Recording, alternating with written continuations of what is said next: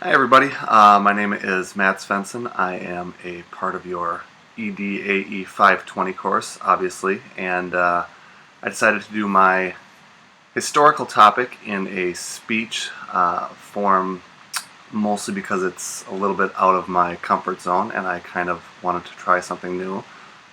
So here goes. I did my historical topic on something called the Junto, which was a educational group started by Benjamin Franklin. Most of you, I hope, know who Benjamin Franklin is, at least in one form or another. He was a founding father, discovered electricity, he was an inventor, philosopher, scientist, printer, writer, civil engineer, diplomat.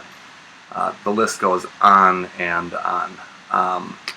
Now, one of the things that he did do was start the Junto, which I should mention is derived from the Latin word meaning to join.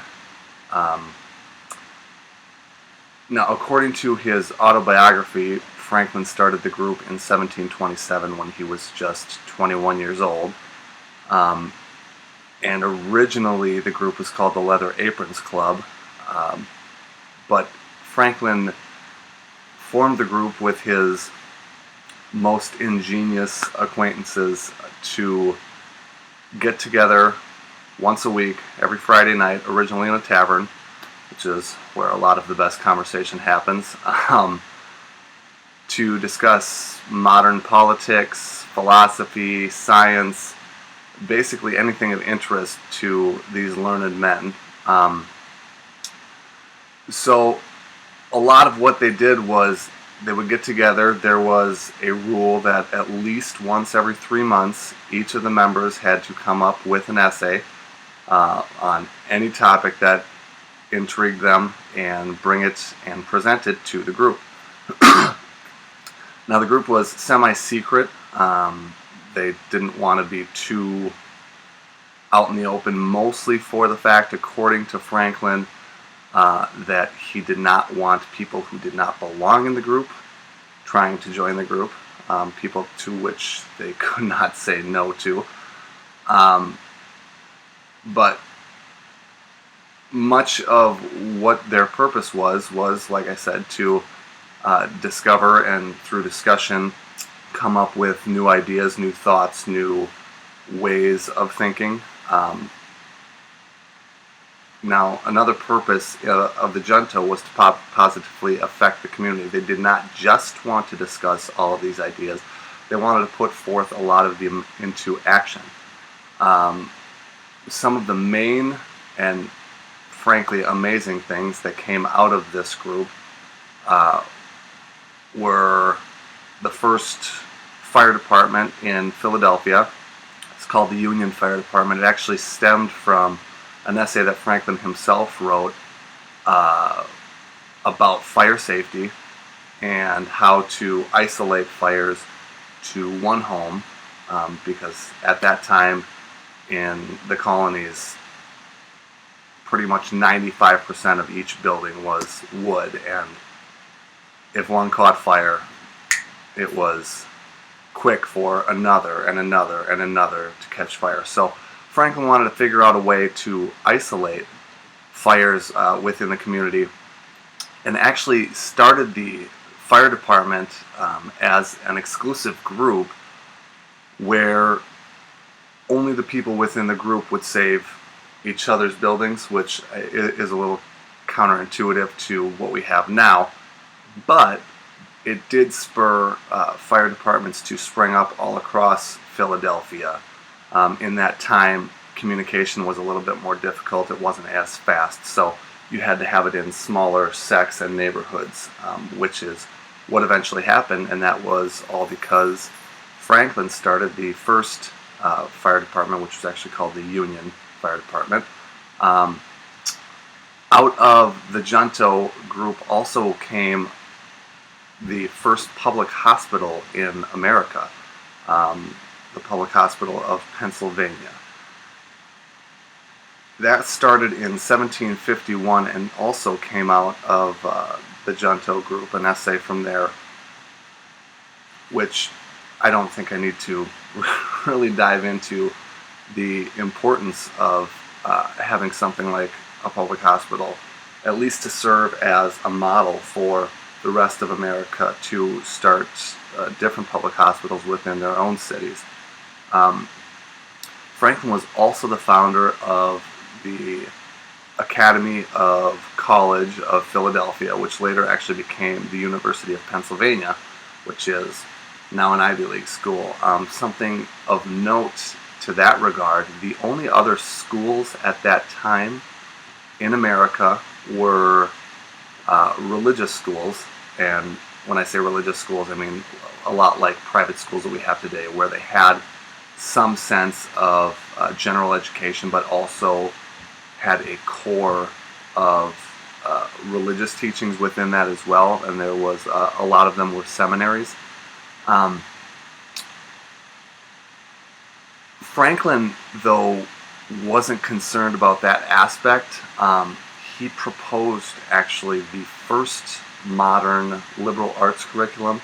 It wasn't adopted because the person that they had serving as the chancellor, I believe, of the school board, preferred a traditional curriculum, but that framework that Franklin set up for that modern arts curriculum has been adopted in later iterations of different schools.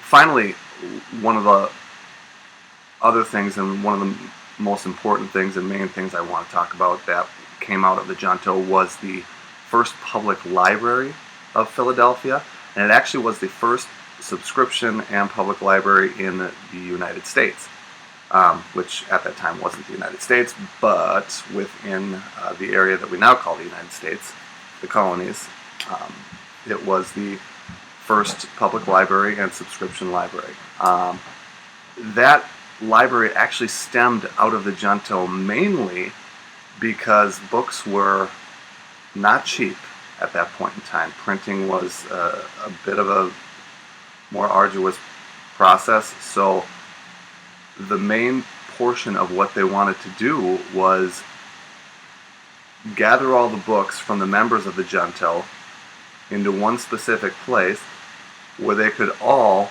at that time, borrow books from one another, read them at their leisure, and they could go on and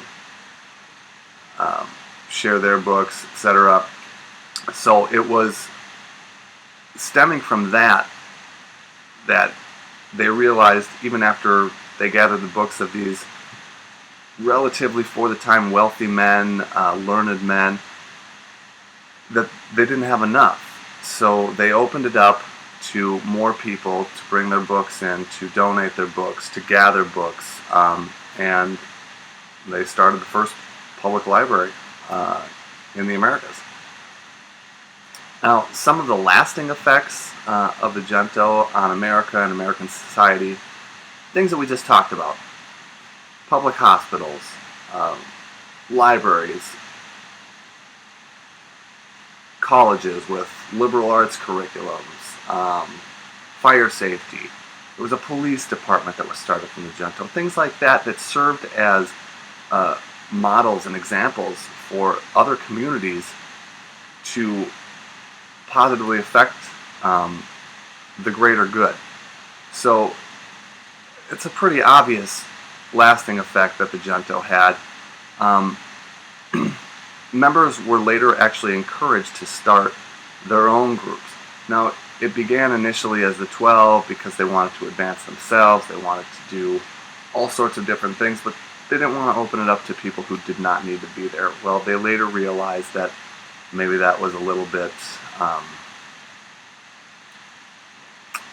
too lofty, too constricting to keep so many people out, when the real purpose of what they wanted was to enjoy and gather other ideas. So they opened it up, and later, actually, in a more formalized version of the Junto, after they had opened up the group in 1743, Franklin founded the American Philosophical Society, which actually still runs today.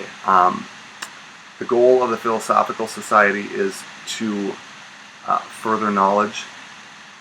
It's really a very defined, and you could tell it came out of the Junto and their initial principles. It still goes today. Initially, you had to choose one of 6 topics if you were joining the American Philosophical Society, like animal husbandry, astronomy, different sciences or factions of things that the Junto had initially proposed: ethics, politics, etc. So what does this mean exactly for adult education? Why is this something that I am talking to you about right now? I think it's a pretty obvious line to show how this relates to adult education. You could see in some of the main things that the Junto started with learning for the sake of learning. They just wanted to get together and learn. They wanted to get as much knowledge. They had a thirst for the time. That was the reason for the first public library. All they wanted to do was read more books, and they knew that if they collected all of the books of everybody, there would be more. Now, a major point is, much like we have today and something that we talk about with adult education today, they wanted to advance their careers. They very, very much knew that if I surround myself with 11 other people who are extremely ambitious, who are qualified, amazing in their fields, there is no doubt that it's going to help me advance my career. So that was a very, very major point of the Junto and what they started off doing. There's also knowledge to positively affect society at large. Things like we've already spoken about: the fire department, a police department, a public hospital, the public library. These things are very much goals directed to positively affect their communities. Now, these important advancements and sticking points are things that really did, I think, have a lasting effect on models for adult education. Things that we talk about, if you're in 620 like I am right now, we talk about self-directed learning. These are men who had that to the utmost. This is something that's been studied. They wanted to learn. They chose to learn. They went home, they wrote on their own on anything that interested them and brought it to the group. There were points of discussion, learning through previous experience, things like that, things that we talk about today. So I think it's important that we often look to the past. And I know that we do that a lot for reasons of learning from our mistakes. But in cases like this, in great cases like this, we can learn to see what works and what has positively affected our communities, each other, advanced careers, and been a good model for what we want to do as adult educators and in adult education. So I hope you enjoyed that.